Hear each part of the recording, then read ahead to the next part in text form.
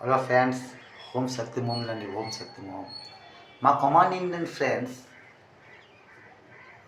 నాతో సంఘర్షం ఎలా చేసిందంటే, హలో కమాండ్ ఇండియన్ గారు, మీరు ఒకసారి క్యాప్ తీసి మామూలుగా మీరు ఒకసారి మాట్లాడండి అని అన్నారండి.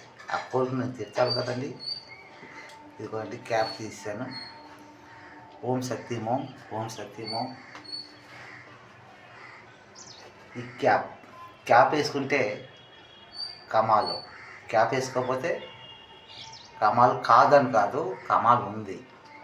ఏంది ఇది? సత్యమైన మాటలు.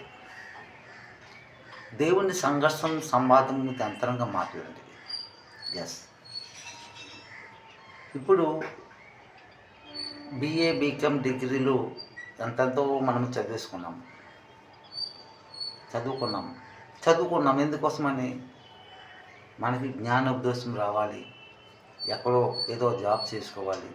ఏంటి, మన కడుపు కోసం మనము చదివాము కదండి, కడుపు కోసమే కదండి. ఇంజనీరింగ్, డాక్టర్స్ ఏంటి, మరి ఇంకేదేదో చదివేశాం.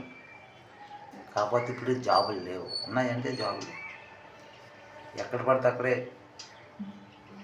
మన యువలు తిరుగుతూనే ఉన్నారు. ఎక్కడే జాబులు లేవు. ఇంకెక్కడ ఉంటాయి జాబులు అండి?